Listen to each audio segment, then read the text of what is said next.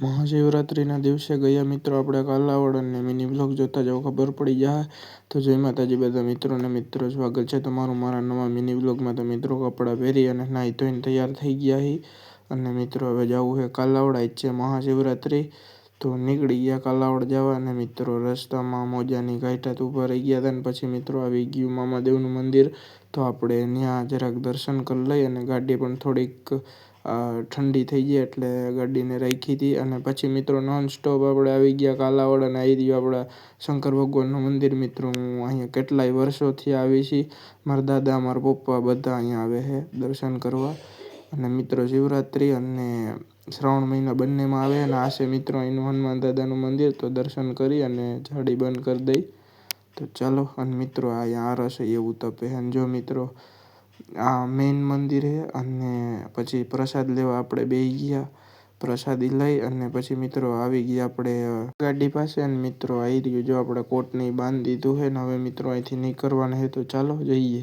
તો મિત્રો જોઈ લ્યો જાતા પહેલાં દર્શન કરાવી દો. મિત્રો આ છે મેઇન મંદિર અહીંયા ધારેશ્વર દાદાનું, આ કાળ ભૈરવ દાદાનું મંદિર છે અને બાજુમાં મિત્રો નારાયણ બાપુની સમાધિ છે.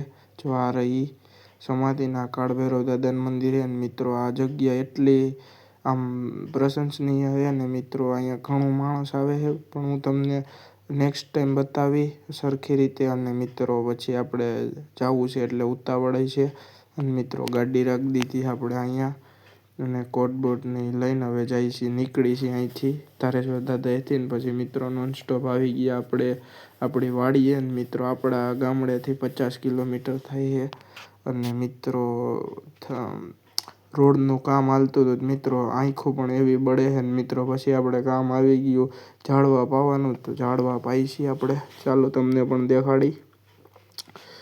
અને મિત્રો તમે પણ આજુબાજુમાં હોય તો જાજો. મિત્રો ધારેશ્વર મહાદેવ કાલાવડ આવી રહ્યું. મિત્રો આપણે લીંબુના 2 છોડ વાવ્યા છે તો એને પાણી પાઈ દઈ અને 2 ચીકુના છે, 1 જામફળી ને 1 આંબો. મળી તમને મિત્રો મિની બ્લોગ પાર્ટ 2માં, કેમ કે તમે સમજી શકો લાંબો મિની બ્લોગ ના આવી શકે એટલે. તો મળી તમને મિની બ્લોગ પાર્ટ 2માં. તો લાઈક શેર સબસ્ક્રાઈબ કરી દેજો અને ચેનલને સબસ્ક્રાઈબ કરી રાખજો એટલે તમને નવો મિની બ્લોગ આવે તે જોવા મળે.